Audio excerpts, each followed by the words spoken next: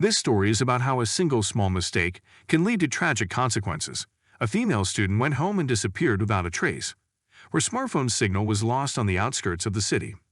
Only thanks to surveillance cameras were the police able to quickly solve the case and discover the shocking truth. Samantha Josephson was born in 1998 in Princeton, New Jersey, USA. Soon after, she got a sister, and the family decided to move to Robbinsville, a small settlement near New York. After graduating from high school, she enrolled at the University of South Carolina in Columbia. Despite the fact that the educational institution was located more than 1,000 kilometers from home, she wanted to get the best education in political science. She also went on an exchange to study in Barcelona. During her studies, Samantha met a guy named Greg, who was a year older than her. They started dating and continued to maintain a close relationship even after he graduated from university and went home. After college, Samantha planned to continue her education and apply to the law school at Drexel University, Philadelphia. She even received a scholarship that would fully cover the cost of tuition. On March 29, 2019, she received sad news from home and was in a depressed mood. Samantha asked Greg to come to her, but he had urgent matters to attend to. Moreover, he was supposed to arrive in just a few days. Greg suggested she go out somewhere with friends to cheer up. It was Friday, and many students were planning to go to the downtown area, where the most popular bars were located. Samantha had made many friends during her studies, so she easily found company. Around midnight, she arrived at a bar named Bird Dog. The company had a good time, but Samantha was still in a depressed mood. She spent most of the time texting Greg, and around 2 a.m., she wrote to him that she was heading home.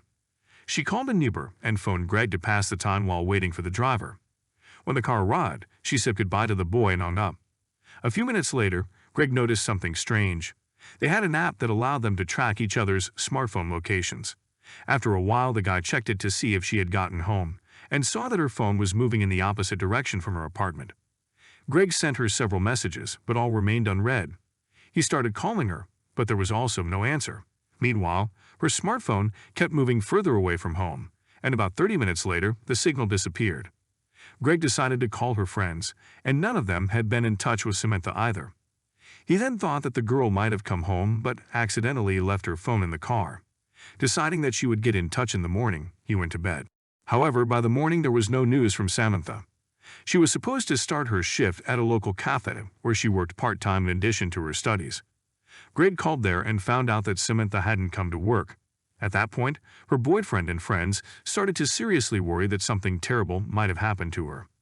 Around 2 in the afternoon, they'd filed a missing person report with the local police department. Additionally, they called all the local hospitals, but Samantha wasn't there either. The friends also walked around the central street where the bar was located, looking for any clues. However, they found nothing. Greg, who had already arrived in town by that point, went to the same bar.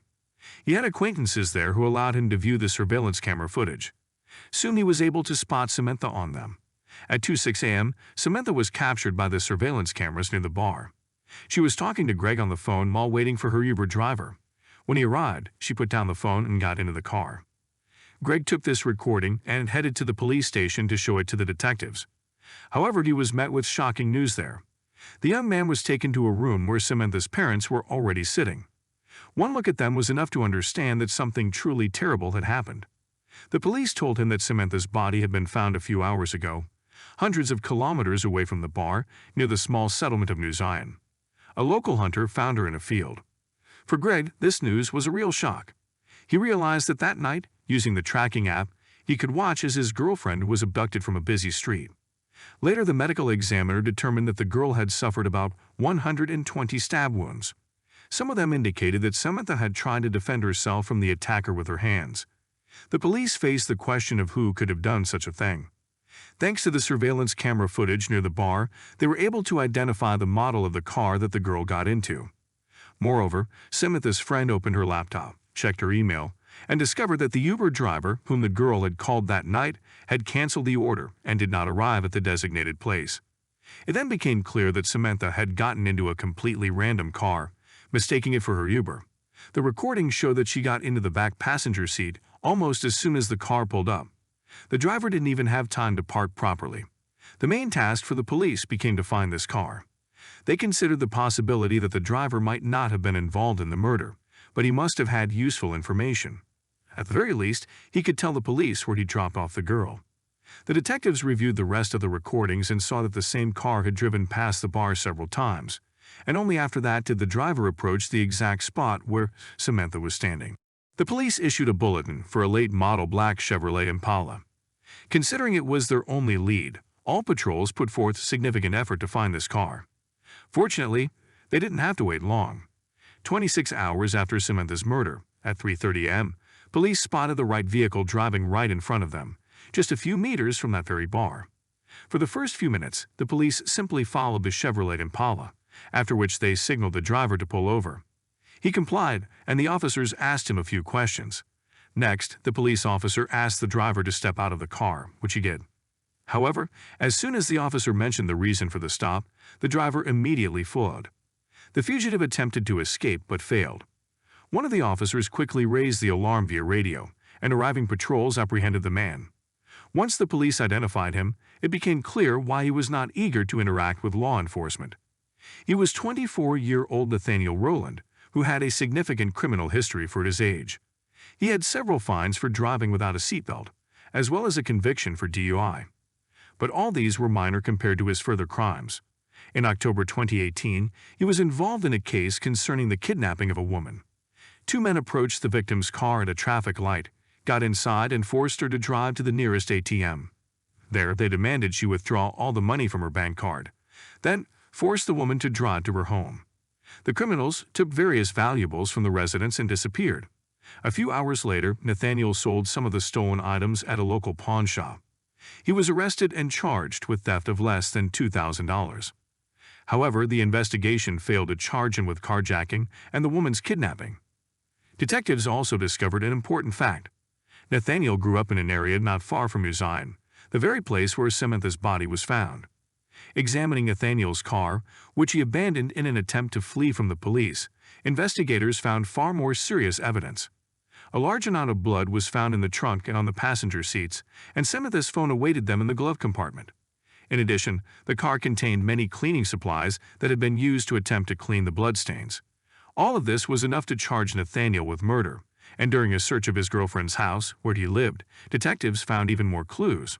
A knife with blood traces was found there, along with several more packages of cleaning supplies. Blood traces were even found under Nathaniel's nails, as well as on his sock and bandana. Experts quickly established that all this blood belonged to Samantha.